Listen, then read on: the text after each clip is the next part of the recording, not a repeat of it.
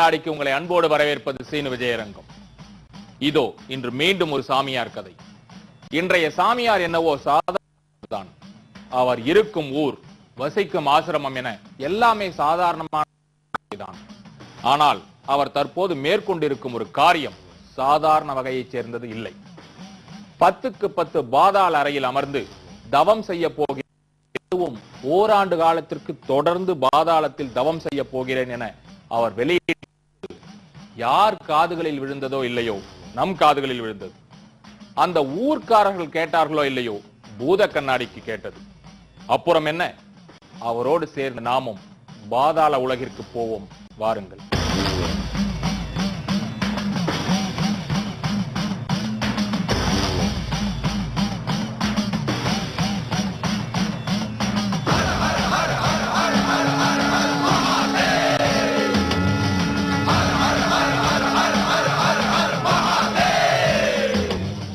பாதாள உலகம் என்றவுடன் ஏதோ விட்லாச்சாரியா படம் போல மந்திரம் மாந்திரிகம் என்றெல்லாம் நினைத்து விட வேண்டாம் நீங்கள்.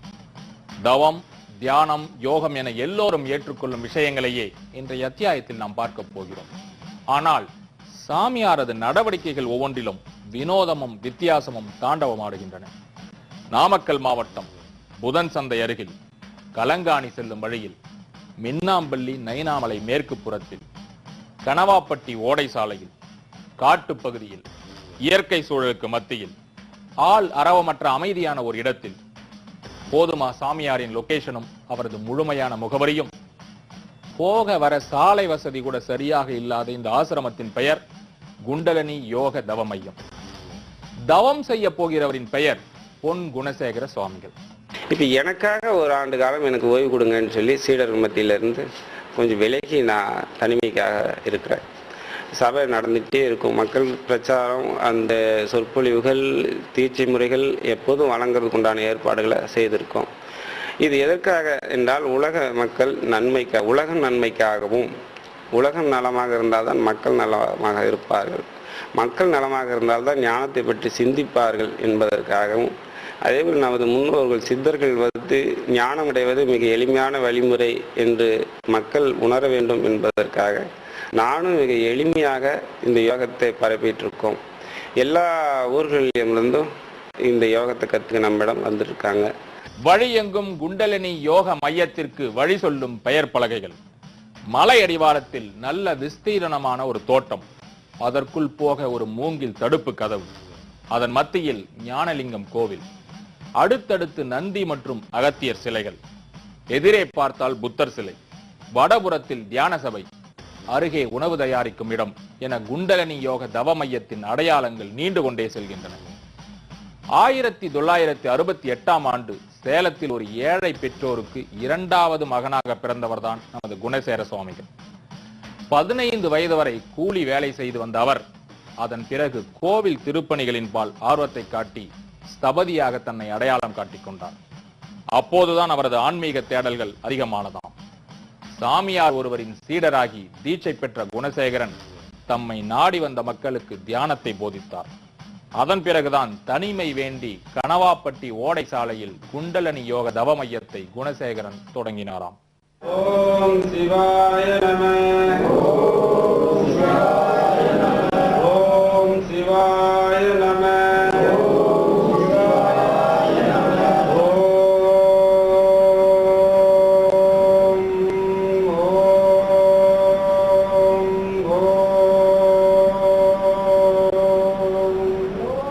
இருபத்தாறு 27 வயசுல தான் எனக்கு குரு கிடைச்சார்.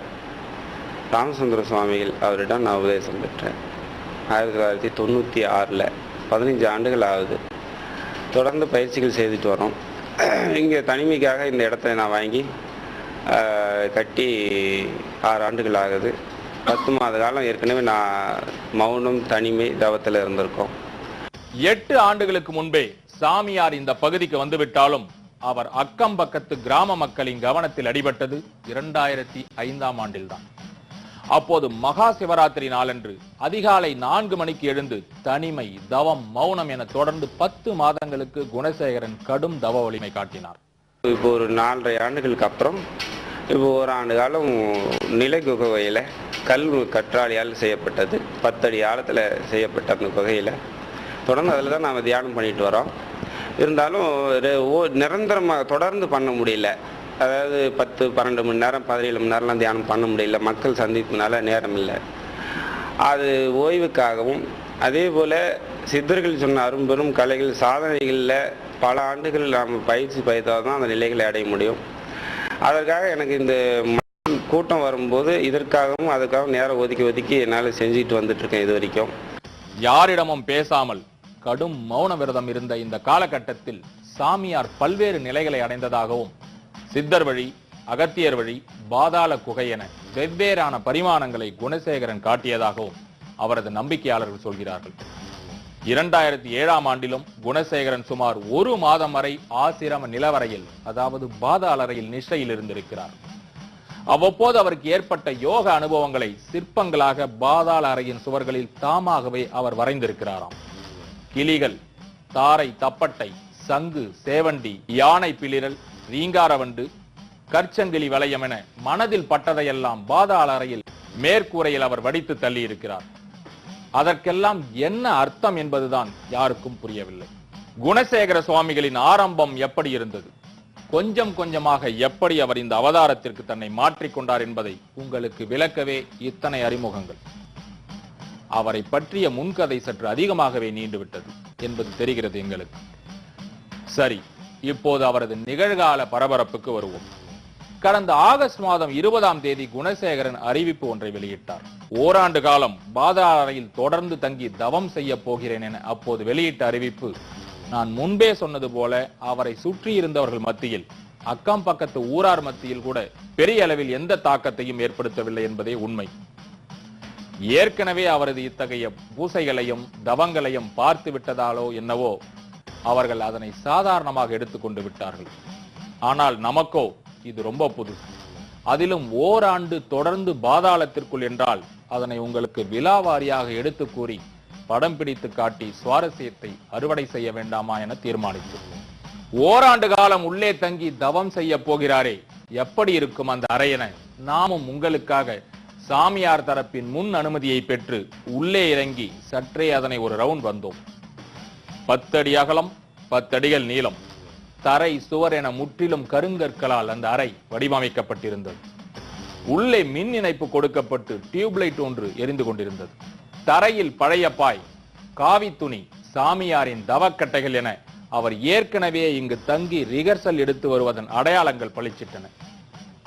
அவர் ஏற்கனவே தொடங்கிவிட்ட, இன்னும் சரியாக சொல்ல போனால் காட்சிப்படி அவர் இனிமேல் தான் தொடங்க போகும் பாதாள தவம் பற்றியும், பூமிக்குள் அவர் இறங்கி போவதற்கு முன்பான முன்னேற்பாடுகளையும் ஒரு இடைவேளை விட்டு பார்க்கலாம் நேயர்களே. சற்று நேரம்